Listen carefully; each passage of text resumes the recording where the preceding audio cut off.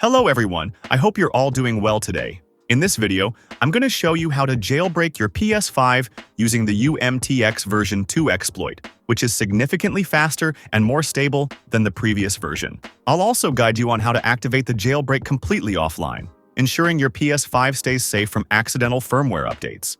Alright, without further ado, let's get into the tutorial.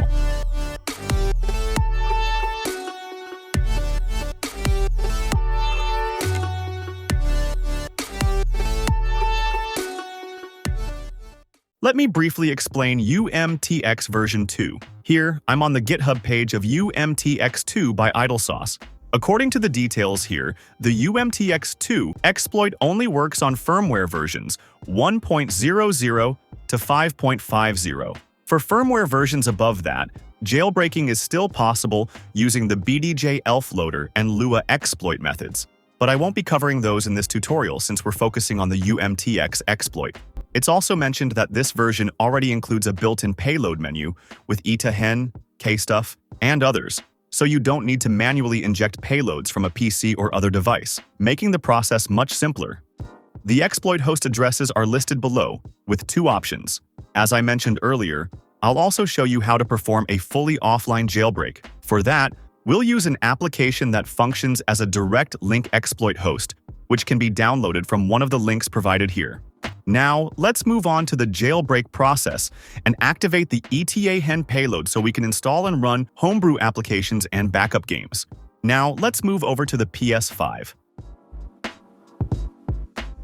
My PS5 is running firmware version 5.50. And as you can see, I already have some Homebrew applications and backup games installed. In the Media tab, I also have a web browser installed, which we'll use to access the exploit host and run the jailbreak. By default, the PS5 does not come with a web browser, so you'll need to install it first. If you don't know how to do that, you can check out this video. In this tutorial, I'll show you the jailbreak process from the very beginning, starting with a PS5 that has no apps installed yet. At this moment, the jailbreak and ETA-hen payload are not active, which means Homebrew applications and backup games won't run. To perform the jailbreak, we first need to connect the PS5 to the internet. But before that, make sure that the Download and Install Update Files Automatically option is disabled. To check this, go to Settings, then System. Then System Software, Update and Settings, and ensure that both options are disabled. Now, let's connect the PS5 to the internet. Go back to Settings, select Network, then Settings, and enable Connect to Internet if it's not already enabled. Next, choose Set up Internet Connection. If you're using Wi-Fi, select your Wi-Fi network, then enter the password if required. You can also configure Nomadic DNS, which prevents the PS5 from connecting to Sony's servers, helping to block firmware or game updates. To do this, highlight your connected Wi-Fi network, press the Options button on your controller, select Advanced Settings, then go to DNS Settings and change it to Manual. Enter the following nomadic DNS IP addresses.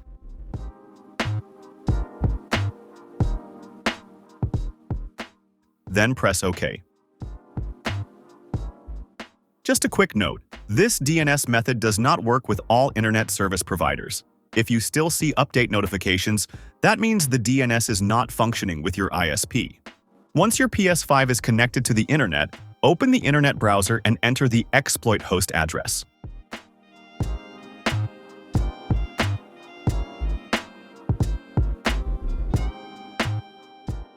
If this is your first time accessing the exploit host, the browser will download a new cache.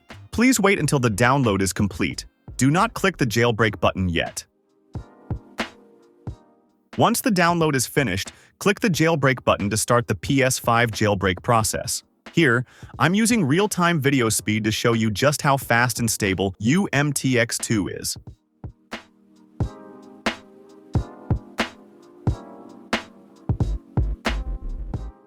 As you can see, the jailbreak process takes only 13 seconds, with a success rate of up to 99%, compared to the previous version of UMTX, which could take up to 20 minutes due to frequent kernel panics that force the PS5 to restart repeatedly. This is a massive improvement. The stability and speed of UMTX version 2 make it a significant upgrade over its predecessor. Now, let's move on to activating the ETA payload so we can run Homebrew applications and backup games. It's important to note that ETA version 2 already includes the kstuff payload, so you don't need to activate the separate kstuff payload. If you do, you'll see a notification saying, "kstuff already loaded." With the Jailbreak and ETA payload successfully activated, we can now run Homebrew apps and backup games. Let's try launching Items Flow. If you see an update notification, choose Update Later. You can actually disable this software update message using a plugin. I'll cover that in a separate tutorial. Now, as you can see, Items Flow runs smoothly. Alright, that was the process of jailbreaking online, which required connecting the PS5 to the internet. Now, I'm going to show you how to jailbreak offline, meaning without any internet connection. To do this, we need an application that directly redirects to the exploit host. For that, let's switch to the computer. Here, I'm on the GitHub page for UMTX2 idle sauce. This page provides links to download the required application, so let's download it from one of the available links. Alright, I've downloaded the file. Next, we need to copy it to a USB flash drive that has been formatted to exFAT.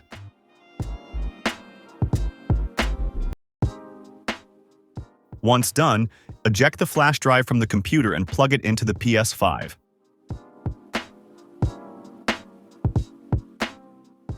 Now that we're on the PS5, let's install the application from the flash drive. Before proceeding, make sure the PS5 is already jailbroken and the ETA payload is activated. To install the application, go to the Settings menu, scroll all the way down, and select Debug Settings.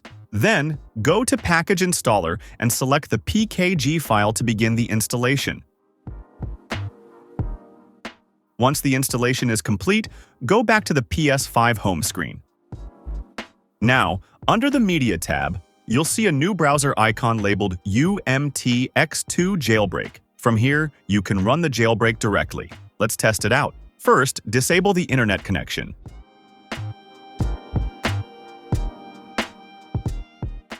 Since the PS5 is already jailbroken, we need to restart it to return to its initial state before the jailbreak is applied.